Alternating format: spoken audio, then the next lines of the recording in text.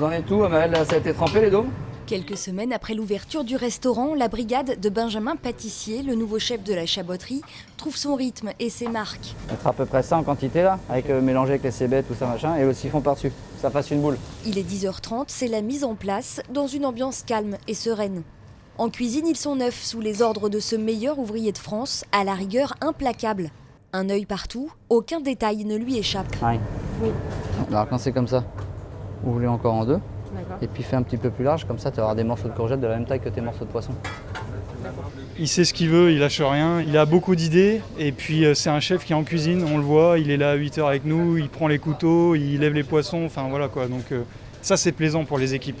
Originaire de Nantes, Benjamin et sa femme Audrey, qui s'occupent de la salle, ont travaillé aux 4 coins de France et d'Europe avant de revenir dans la région, bien décidés à mettre en valeur le terroir et les produits locaux. Ça, c'est les babages de l'autre que j'ai fait ce matin, qui vient de la criée des Sables, qu'on a un marailleur sur la criée, qui nous livre en poisson. J'essaie de mettre en valeur les produits, de moins les dénaturer possible, puis d'aller chercher des saveurs peut-être des fois un petit peu originales, mais sans être trop extravagantes. Voilà, j'essaie juste d'interpeller des fois les gens sur des petites choses. 2 amuse-bouches, 2 foie gras de l'autre, 2 agneaux rosés.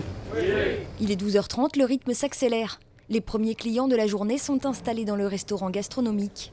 Apéritifs, amuse-bouches, entrées, plats et desserts vont pouvoir être servis.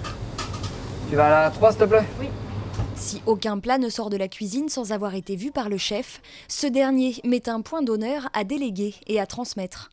Le peu de choses que je sais, c'est que je l'ai appris de quelqu'un, donc forcément, il n'y a pas d'intérêt à le garder pour soi. Non, le but, c'est vraiment qu'ils soient le plus autonomes possible dans leur service, que les commis puissent aussi prendre des responsabilités, qu'ils puissent apprendre de leur chef de partie ou du second. Et si on arrive à trouver cet équilibre entre des clients contents, une entreprise qui fonctionne et les équipes qui se sentent bien, qui ont envie de rester, de faire un bout de chemin avec nous, parce qu'il y a un projet professionnel, puis il peut y avoir un projet de vie aussi. Un projet auquel 14 salariés prennent aujourd'hui part. Et si l'obtention d'une étoile n'est pas la priorité du chef, il reconnaît que ce serait une récompense pour tout le travail engagé.